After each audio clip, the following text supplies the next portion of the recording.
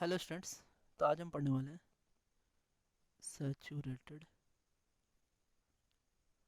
And unsaturated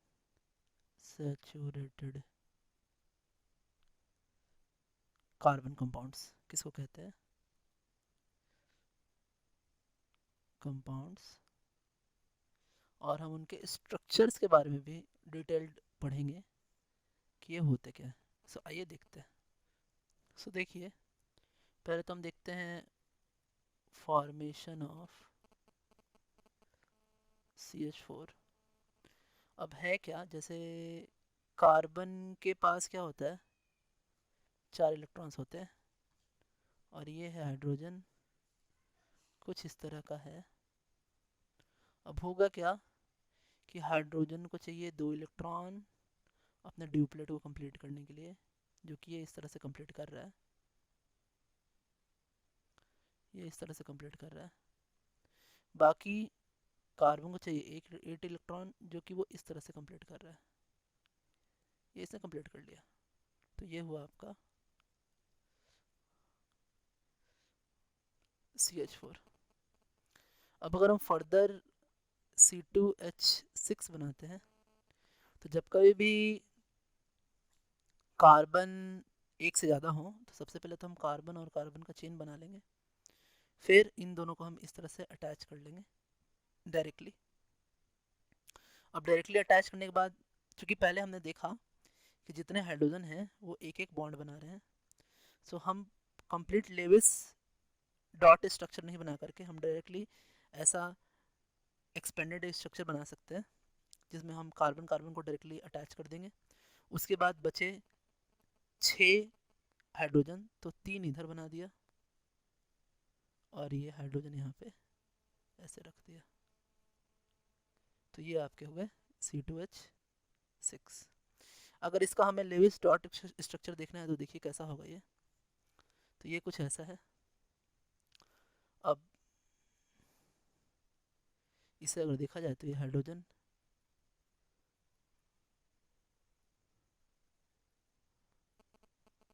अभी ये आपका इसका डुप्लेट कंप्लीट हुआ हाइड्रोजन का। इस तरह से ये डुप्लेट कंप्लीट हो रहे हैं। ये डुप्लेट और कार्बन के ऑक्टेट कंप्लीट हो चुके हैं ऐसे। और यहाँ भी ये कार्बन के ऑक्टेट इस तरह से आपके कंप्लीट हो रहे हैं। सो ये जो फॉर्मेशन हुआ आपका C2H6 का हुआ। तो हम आगे भी ऐसा बना सकते हैं। अगर मान लीजिए कि C3H8 है, तो इसके लिए क्या करेंगे, 3 कार्बन बनाएंगे, यहाँ H करेंगे। ये हमने इस तरह से इसको दे दिया। अब ये रहा आपका तो C3H8। अब अगर आगे चले C4H10 आ जाए, तो इसके लिए भी हम डायरेक्टली क्या करेंगे, पहले कार्बन कार्बन बना लेंगे, उनके बीच हैंड दे देंगे। अब जितने बचे हुए टर्मिनल्स हैं उन सभी में हम एक एक हैंड बना देंगे। इतना ध्यान रखना है कि कार्बन के पास 4 हैंड ही हो सकते हैं मैक्सिमम, और हाइड्रोजन के पास एक एक हैंड हो सकता है। तो ये आपका हो गया C4H10। आगे अगर देखें, अगर हम एल्कीन्स की बात करें, सो एल्कीन्स का फार्मूला भी हम जानते हैं, डेट इज CnH2n। अब ये जो फार्मूला है, इस फार्मूले के बेसिस पे हम n=2 से स्टार्ट कर सकते हैं। 2 से स्टार्ट करेंगे तो ये होगा C2H4। अब कार्बन कार्बन का चेन बनाया, और जो बचे हुए जगह है वहाँ पर हमने इस तरह से हाइड्रोजन अटैच कर दिया। अब बात ऐसा है कि कार्बन का जो है वो 4 हैंड पूरा हुआ नहीं है, इसलिए यहाँ एक डबल बॉन्ड दे देंगे, और ये इस तरह से आपका जो है कि एल्कीन बन गया है, ये है ना। आगे देखते हैं, दैट इज C3H6।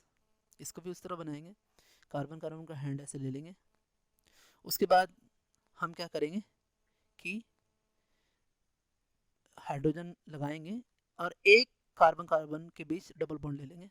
अब इस तरह से हमने एच लगा दिया यहाँ पर और यहाँ एच, तो कार्बन के 4 हैंड कंप्लीट हो चुके हैं सभी और हाइड्रोजन के 1 हैंड कंप्लीट। तो ये आपके हुए C3H6। अब अगर आगे हम एल्काइन की बात करें तो एल्काइन का फॉर्मूला होता है CnH2n-2। और ये होता क्या है कि अगर यहाँ भी n=2 से चालू होता है। अब अगर n=2 रखा तो ये होगा C2H2। फॉर्मूला रखेंगे CC ट्रिपल बॉन्ड दे देंगे यहाँ पर एक H और एक H यहाँ दे देंगे। इस तरह से आपका बना। इसका अगर लेविस डॉट स्ट्रक्चर देखें तो कैसा होगा, ये कुछ ऐसा होता है।